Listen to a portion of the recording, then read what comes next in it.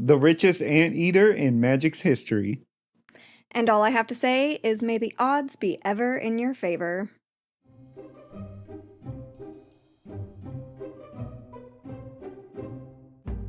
Welcome to MTG Unraveled, where we each choose a Magic card and over-explain it to distract you from your current hyperfixation. I'm Rafa. And I'm Ryan. For today's episode, we each picked a card that has the win the game condition. Yep. So much fun. So we're going to go ahead and we're just going to jump right in with your card. My card is 2 red legendary creature, Echidna warrior, mythic rare, secret layer 2025, and its power and toughness is 2/4. So as I was going through and looking at cards that have the win the game condition on it, I knew that this was going to be your card. I almost picked it myself. And then I went, no, I know that he's going to do this card. And besides that, the Echidna definitely gives it away. I'll read the text box though, just in case you don't know this card. It has Part 1, Professional Facebreaker. No. Part 1, keywords. Keywords for days. Double strike, trample, haste. Whenever one or more creatures you control deal combat damage to a player, create a treasure token. And then it's got an ability called Treasure Hunter. At the beginning of your upkeep, if you control 30 or more artifacts, you win the game. And this is, of course, Knuckles the Echidna. It's a cool card. It is a really cool card. It is freaking sweet. And I love it every time I play it. I need one. You need one. I need one for my Roxanne deck. You need 3. No. So you already win at it. The first thing I have written down, it is word for word the exact same as Professional Facebreaker on that creating a treasure token part. Mm-hmm. It is the exact same text. This card does cost 1 more mana, 1 more red pip. But for that red pip, you get a win the game clause, which is the whole reason I picked the card. And you get 3 keywords. Yeah. Instead of just the menace from Professional Facebreaker. So there's a lot for this card to be 1 mana more. Yeah. It's also a legendary creature, so you can run it as your commander, which I've never thought of this card as a commander. I've always thought of it as in the 99. But it's got some combos and stuff. It's kind of gross, actually, if you put it in the command zone. Oh, I'm sure it is. Yeah. There's no rules. And actually, while I was looking for rules, I couldn't find a single one of the Sonic secret layers in Gatherer. And I'm not sure why. I couldn't find a reason why. I don't know if it's like an IP thing where they couldn't put it. Yeah, it's weird. That doesn't make sense to me. Weird. Yeah. I don't know. If someone knows why, tell me, because I couldn't figure it out. Yeah. Yeah. I don't know if it has something to do with Sega or what, but yeah.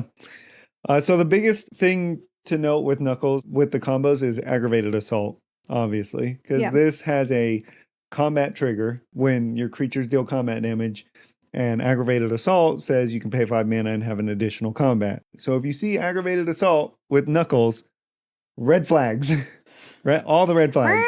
Yeah, right. You can literally just go infinite if you can connect with a player with Knuckles and an artifact, the Reaver Cleaver. You'll make more treasures than you need for aggravated assault with just Knuckles alone. And the Reaver Cleaver, which says 2 and a red to cast, 3 to equip. Equipped creature gets +1/+1 and has trample, and whenever it deals combat damage to a player or planeswalker, create that many treasure tokens. So Knuckles will make you 8 treasure tokens if it's not blocked at all. 3 from dealing the damage, 1 for it hitting from Knuckles, and then again with the double strike damage, or the regular damage after double strike, first strike. My goodness. Let's keep going. Okay. So I actually have this in 2 decks, which is the whole reason I wanted to pick this card. Mm-hmm. I have it in a bracket 3 and a bracket 4 deck, and it goes hard in both decks. And both those decks are designed to be swinging at people. But Knuckles is just like a professional facebreaker that's probably going to make you 2 treasures if it's in your opening hand the first turn you play it. And people either wise up and get blockers or get rid of Knuckles because that card it's absurd how many treasures it makes. Yeah, I mean, it's the same thing as professional facebreaker. Well, it'll usually make 2 instead of 1 the turn you play it. So instead of professional facebreaker coming down turn 3, and you can swing with it turn 4, you might be able to make a treasure from a creature if you play it before professional facebreaker. Knuckles comes down, and immediately, if someone's open, will make you 2 treasures back. when it hits, which is, I mean, it costs 1 more mana, but it does more sometimes when you play it. Yeah, I'm just saying that Professional Facebreaker also gets removed a lot because even if it does take an extra turn, it still makes you a booty load of treasures. Oh, yeah. Well, yeah, I'm not saying Professional Facebreaker is bad by any means. If one's in the deck, you probably want both, is really what it is. There's only one art. It's by Tyler Walpole. I'm not a huge fan of cartoon art on Magic cards, but it's not the worst by any means. If you've seen it, it's like Knuckles running on a wall and he's trying to grab the green, I forget what it's called. It's like a gem thing. I'm not a Sonic fan. I played it as a kid, but how do you feel about the cartoon arts on Magic cards? I don't know why. This one is in that middle ground for me where like we got the Secret Lair because I did play Sonic as a kid and it was a fun game and it brings back that nostalgia and I think they're cool, and a couple of the creatures in there are especially good, even if they're not ones that we would play. Like some of it's very equipment focused and neither of us do equipment decks, but they're still good cards and I think they look really cool. But at the same time, I'm not necessarily slotting them into my decks as quick as possible. They're on the wall because they look cool. Yeah, they look cool. They're also mechanically unique, so we kind of we should have got the Jaws one, but we didn't. The Jaws one? Yeah, the Jaws card is like almost $100 for the foil one. It's like a mono red commander. Good gravy. Yeah. So you can use this in the huge Legacy, Vintage, Commander, and Oathbreaker. How much do you think, you probably know, how much do you think this card runs? I don't know. No? I haven't looked at this card in a while. Well, you said you want one, so how much are you setting us back?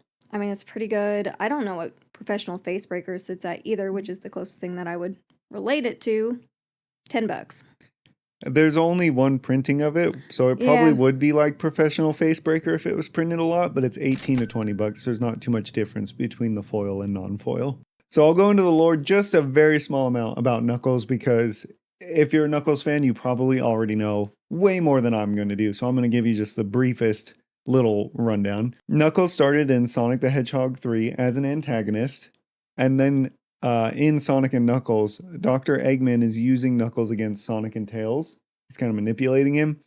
But Knuckles learns this and then he joins the good guys. And he's been a good guy in most of the games. Pretty much every game since then. There you go. You have the very, very briefest lore. Knuckles is pretty cool. So I like the win the game clause on this. I'm not a huge win the game fan, and we'll get into that a little bit more at the end, probably when we just talk about it. But I like this one only because I'm not putting this in decks for the win the game clause. I'm putting it in the decks for the Professional Facebreaker clause and the fact that it works really well with that clause on it already with its keywords. So it just does enough without the win the game clause that I would run this card. But that win the game clause is there for if a player has one ring protection or Teferi's protection. I have an infinite combat. It's my bracket 4, or infinite turns, infinite combats, where that win the game clause could still win me the game if I can't just hit them in the face hard enough. It's not my main strategy, but I like having it there just in case. If someone goes, well, that one player who won rings. Yeah, and I'm just like, take off. Cool story, bro. Yeah. When we decided that we were going to do win the game cards, my initial reaction was, ugh. Yeah. Because I'm just not a huge fan of them. I only run one win the game card in one deck. And it's Thoracle in my bracket 4 combo deck, which is not the card that I'm doing. I've never liked the idea of that being how you win the game. I think there's so many more fun ways than just going, I met a condition, cool, I win. This card says I win, so I win. Yeah. Yeah. I liked them more when I very first started playing.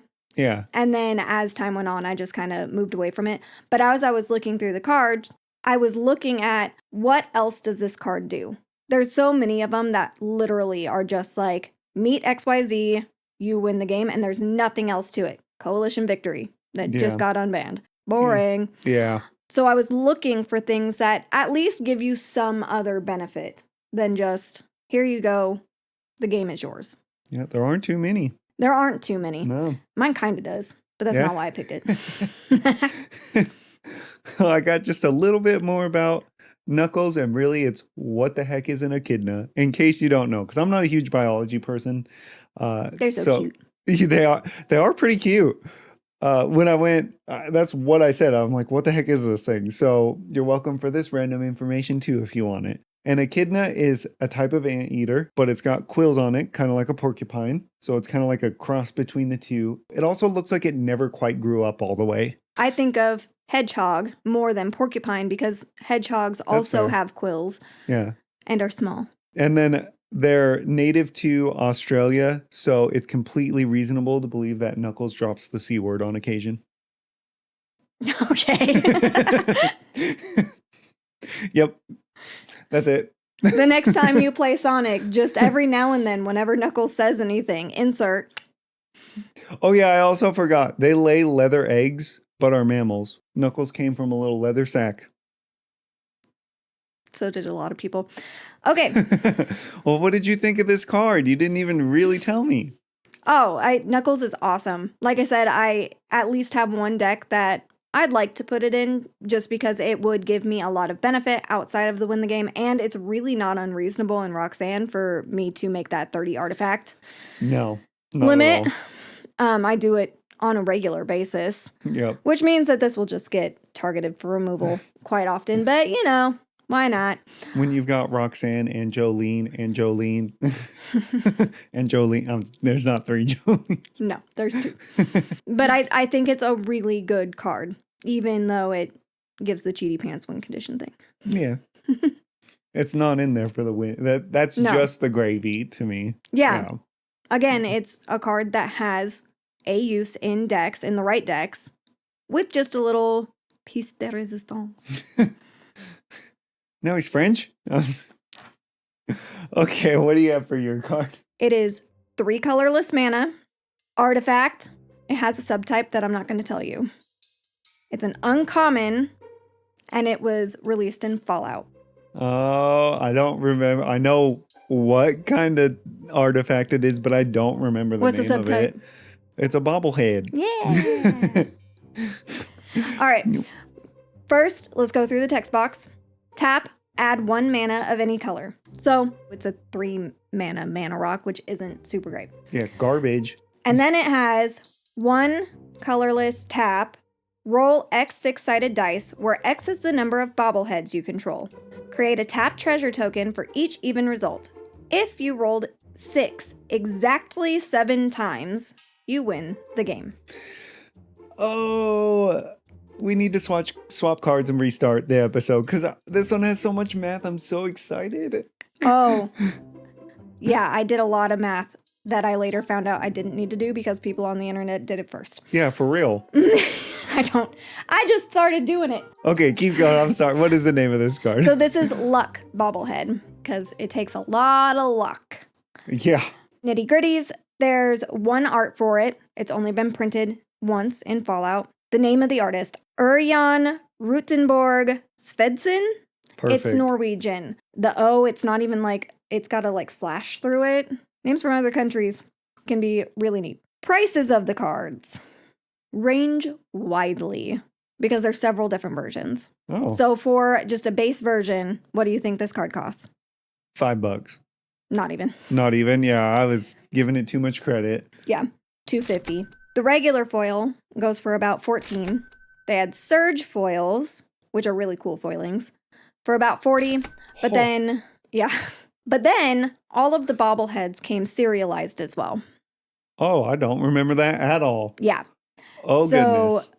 TCG Player, you know how they always have, you can find the listings, but it'll just have a market value price that isn't necessarily connected to a card that someone's selling. Yeah. TCG Player says $600. However, I searched around. The only ones on TCG Player are graded that are listed for $3,000 plus bucks. Ooh. There are no listings on eBay. Dang, you can't find these things. You can't find these things anywhere. Nobody's getting rid of them. Yeah, I mean, if someone put a bounty out for one, I bet you that, on social media or something, I bet you someone would sell theirs, but it'd be, yeah. Yeah. Yeah. See, these are ones that it would be really cool to have serialized ones, but I would need all of them. Obviously, you can't just have one. Rules text. The first rule is the value of X is determined only once as Luck Bobblehead's last ability resolves. Okay. For however many bobbleheads you have, you roll X dice.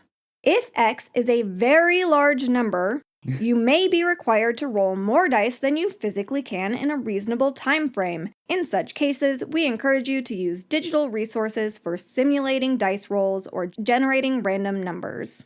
They put that in the rules? Don't waste your table's time. Go on to Google, search dice roller, and put in, I need to roll 10,364 dice. Holy cow, 10,000 bobbleheads. Haven't you won the game already? Like, chill. Last one, you win the game only if you rolled 6 exactly 7 times while resolving a single instance of Luck Bobblehead's last ability. Results of previous dice rolls, whether they're from previous resolutions of Luck Bobblehead's last ability or from other effects that instruct you to roll a dice, don't matter for the purposes of this effect. So you can't roll cool. 10 dice and only 7 come up 6s? Yes, you can. Oh, you can do that. Okay. You can roll Yes. however many dice in one activation. So there's and a we'll there's talk. a sweet We spot. will talk about it. I'm Stop sorry. getting ahead of me. Is this my card or not? I'm so excited. Okay, so yes, you must have at least 7 bobbleheads on the battlefield, aka X equals 7, for the win the game condition to succeed. Let's talk about odds. Ooh. Because that is why I picked this card. Because obviously this card seems really cool, right? Yeah. Like, oh, I want to pull this off. Well, what are your likelihood chances of pulling this off? I can tell you without seeing numbers, good luck. Good luck ever pulling this off.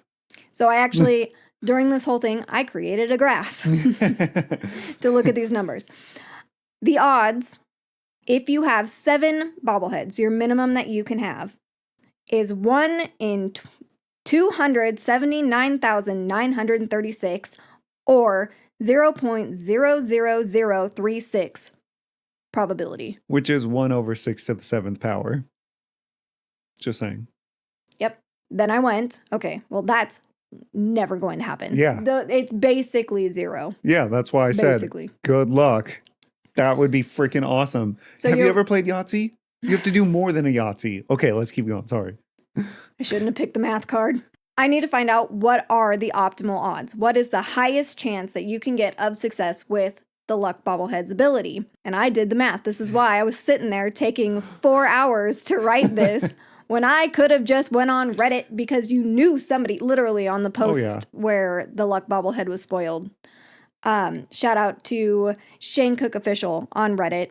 He did a whole bunch of math and figured it out. He actually fleshed out the binomial probability formula, which is P times X equals K is equal to N choose K times P to the K times 1 minus P to the N minus K, where N is the total number of dice rolled, K is the number of successful outcomes we want, in this case, 7 6s. P is the probability of success on a single trial, rolling a 6, which is a 1 in 6 chance. And N choose K is the binomial coefficient representing the number of ways to choose K successes out of N trials. Without having that nice little neat formula, I went through and went, so if we have 8, if we have 9, 10, 15, that's where the plots on the graph that I have are sitting at. I started going up by 5s and then went, wait, that went over. Back. This ends up being a bell curve because obviously if you end up with too many bobbleheads, your chances actually start to go down because you have a higher chance of rolling more than 7 6s. Yes. And if you roll 8, you're cooked. Done. I'm going to guess you want 30-something, 40 bobbleheads. That's a large span of numbers there, sir. 36. No. Dang. So the optimal odds are either 41 or 42 bobbleheads. I was pretty close. Whatever. So 41 or 42, depending on how you plan to achieve this number of bobbleheads really actually makes a difference on, like, if you're going in slow increments, then 41 is obviously less bobbleheads you have to get to. But however, one of the main ways that I saw people talking about how to get to this magic number of bobbleheads was using the card Doppelgang, which is XXX green, blue sorcery. For each of X target permanents, create X tokens that are copies of that permanent. So if you pay 6 into X, well, if you make X equal to 6, then you will end up with exactly 42 bobbleheads if you have 6 bobbleheads on the field. So with this card, you cast 6 bobbleheads somehow. Maybe you already have copies, whatever. Use this card, you get to exactly 42. And really, if you look at the math, 42 does eke out just slightly ahead, odds-wise, of 41, but it's a negligible amount that, like, you're not like, oh my gosh, I'm at such a worse spot. Yeah. Which, by the way, having 41 to 42 bobbleheads gives you a 16.3% chance of success. That's not terrible. That's it's not terrible. 1 in 6? Great? No. Yes. Yeah. 1 in about 6.16. Yeah, about 1 in 6. That's freaking sweet. Yeah. So there is a way to have success with this card. For merely 20 mana into Doppelgang, and however much mana you spend getting those initial 6 bobbleheads and whatever the heck you else got going on in this game. Let's say somehow you did get to a point where you have 40-something bobbleheads and you have mana still to tap the bobbleheads and go for that roll. If you use an electronic roller, everyone's going to be like, that doesn't count. You used a computer. You like almost have to roll them physically if you're at 40. Otherwise, people are going to be like, no, the computer did it, because they don't understand that it's a 1 in 6 chance now. I'm sorry. Can we go to the rules? The official Magic rules for this card? Right there. It says, use a computer. Heck off. Quit wasting my time. I'm trying not to waste your time. Okay, but it'd be kind of fun to just build Kinnan bracket 4 with this as your only win condition, and it's just like a whole bunch of mana and card draw and copying. And you just like, you're like, all I do is tutor this stupid bobblehead, copy the heck out of it, make a lot of mana, and go for the win that way with a little interaction. It'd be kind of funny in bracket 4 to do something dumb like that. I don't think that would be bracket 4 anymore. You think it'd be like 3? Well, the problem is no. Kinnan, so nobody would treat it less than 4. I think that it would be a bracket 1 deck. Yes, look at this strong card, but look at this janky ass thing I'm pulling off. Like, that's the entire spirit of bracket 1. Bracket 1 literally says, like, don't pay attention really to like game changers and all of that kind of stuff. It's what's the intent of the deck. My intent is to find a way to get this crazy card to actually win me the game, and it still may not, because 16% is still not that high of a chance to win. No, but if you have 6 of them untapped and have the mana to activate them, then it's like, that's a pretty good chance. You just need Isochron Scepter and Dramatic Reversal. Yeah. Oh, and then it's then and it's then an you get infinite as chance. many activations as you want. I totally want to see this deck. Like, I want to flesh it out. Me too, actually. Yeah. This card really isn't played. Yeah. It's in 0.37% of decks that it can be in. 31,000 decks still. Yeah, but that's not that much. But it's very, very little. But it's colorless, so it can go in every deck. 8.7 million decks that are on EDH Rec. It's only in 0.37% of them. That's because it's ridiculous. Yeah, it is. So as promised, I will talk a little bit about bobbleheads, because we have talked about before how I love Fallout so much, and a little bit of why I did end up picking this card over some of the other ones. Bobbleheads are found in certain parts of the wasteland during gameplay and serve different functions depending on what game you're playing. So in Fallout 3 and 4, they give a permanent boost to your special skills. And then in Fallout 76, they give temporary stat boosts. Oh, that's lame. Like the drugs that they take on the TV show. Yeah. I believe it's 2 hours. They give one of your, whatever the related skill to that bobblehead is. So the luck one, like you loot better or something? I don't understand. I don't actually remember what luck does. It's not important. I was just being dumb. And then, fun fact. Bobbleheads were a part of the pre-order incentive for the games Fallout 3 and 4. So if you pre-ordered those, you could actually get a collectible bobblehead. And they used to be available on the online store. Now if you go and look at Bethesda's online store, because I did it for research. Yeah. That's it. There's only the Charisma one, and it's sold out. Oh, darn. You can find them on eBay. Research. Being thorough. There was one seller I found that had, I believe there are 28 total that you can get, and had all 28 of them available, not sold together, and they were $20 a pop. So you can own the whole collection for a mere just over $600 plus shipping and tax. Oof. So that is the end of today's episode. But before we move on to saying goodbye, we like to talk about something that we have been hyperfixated on within or outside of Magic itself. And I have been thinking about this so much in the last couple of days. I thrive on a deadline. And that is because I procrastinate the heck out of things until the very last moment and go, okay, I have a time that this has to be done. I mean, procrastination is kind of an ADHD thing to begin with, but where that fits in for me is when something has a deadline, I get to do that thing right up, like, until it's done. I don't have another option if I wait till the last minute. And that works really well for me because then I focus in super hard on that thing. And I know that people say this, and I know that in some ways it's not true, but I really feel like I do better on some things. Writing a paper when it's 10 p.m. and it's due the next morning, I always got good grades.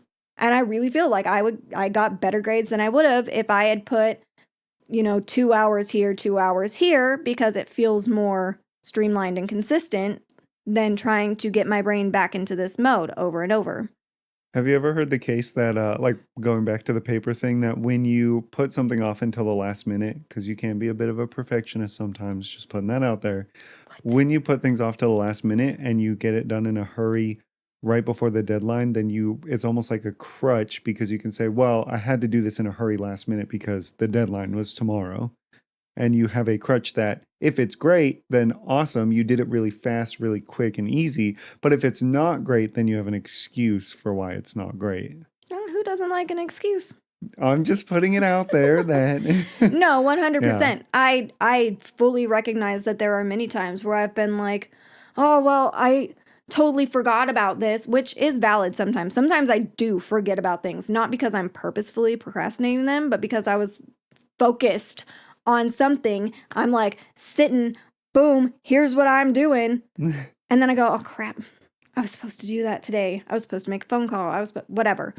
In school, that would happen with assignments, and I'd have to cram it into even less time than I would procrastinate to be honest. And then I wouldn't necessarily get like a perfect grade, and I'll be like, well, I forgot about it.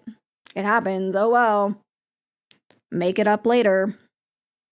Yeah, no, I have that feeling too where I'll forget things. So if I don't immediately do it when it's brought to my attention, write it down or put it in my calendar, I just know it will not get done. It will never cross my mind again.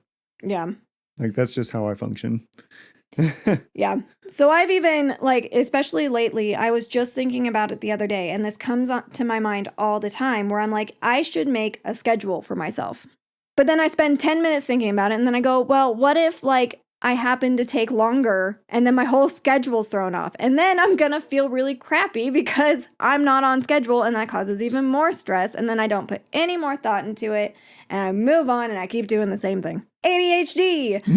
I'm gonna stop rambling anyway. So that is the end of our episode. As a reminder, our giveaway just ended, so if you would like to find out who the winners were, check out our TikTok. It's linked in the description below, and we'll have announced the winners there. Yeah, and congratulations to the 3 people who won. Heck yeah. I hope you enjoy your secret layers. And if you would like to share any of the quirks that Magic has hidden in their cards, join the Discord in the description. If you have questions or suggestions for the show, please leave a comment or send us an email. We'd love to hear from you guys. If there's anything in particular about the cards that we discussed today that you want to talk about, like if you run a bobblehead and have made it work, please let me know. Then let us know in the comments. We'd love to hear from you guys. Thank you, everyone. Enjoy your week. Click all the buttons. And do all the things. And we'll see you next time. Bye.